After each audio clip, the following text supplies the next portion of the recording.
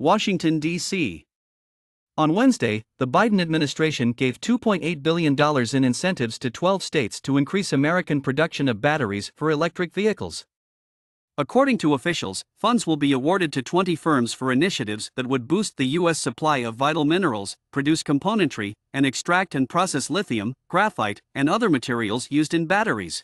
At a White House ceremony with Energy Secretary Jennifer Granholm and executives from 10 grant recipients, Biden stated, "This is very essential because the future of transportation is electric."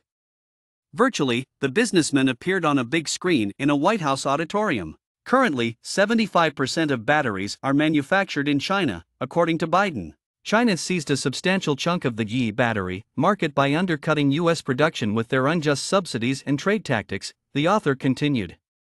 Today, we're standing up to take it back, not entirely, but with strong aims and deeds to ensure that we're firmly back in the battery production game. Melcert lamented that less than 1% of lithium products manufactured worldwide are produced in the United States, saying, "Unfortunately, the U.S. is almost a non-player in the lithium game."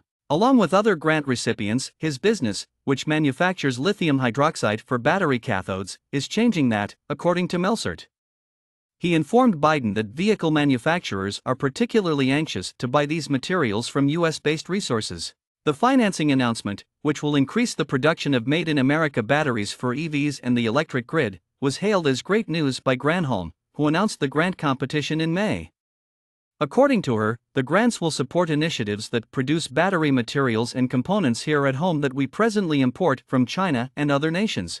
In contrast to an executive order Biden signed last spring using the Defense Production Act to increase production of lithium and other vital minerals used to power electric vehicles, the federal awards announced on Wednesday are supported by the $1 trillion infrastructure package passed last year. The Energy Department awarded grants to 20 companies, including Albemarle Corporation, Piedmont Lithium Incorporated, Intech, and Syrah Technologies, to help finance projects in at least 12 states, including Alabama, Georgia, Kentucky, Louisiana, Missouri, Nevada, New York, North Carolina, North Dakota, Ohio, Tennessee, and Washington state. He made a joke about the bill, saying, "I was really startled to find out there were so many socialists in the Republican caucus." Biden argued that politics had nothing to do with the grants being given out.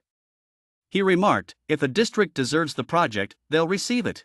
According to the White House, companies chosen for the grants will be required to match the federal investment, leveraging an estimated $9 billion to advance clean energy technology, produce well-paying jobs, and help Biden achieve his goal of having half of all new vehicle sales be electric by 2030. According to the automotive consulting firm LMC Automotive, EV sales in the United States are projected to be 5.6% this year, 13.5% in 2025, and 36.4% in 2030.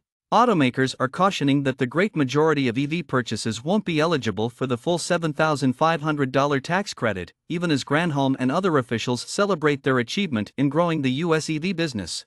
This is primarily due to the environment law's requirement that an electric car must have a battery constructed in North America using minerals produced or recycled on the continent in order to be eligible for the credit.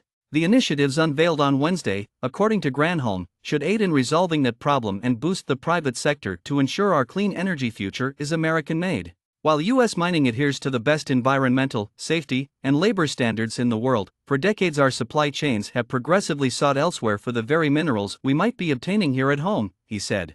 The Biden administration's decision, according to Catherine Garca, director of the Sierra Club's Clean Transportation Program, will strengthen the EV supply chain and reduce car pollution. Our country's transition to electric vehicles must be accompanied by strict regulations that support local communities, particularly those with high pollution burdens.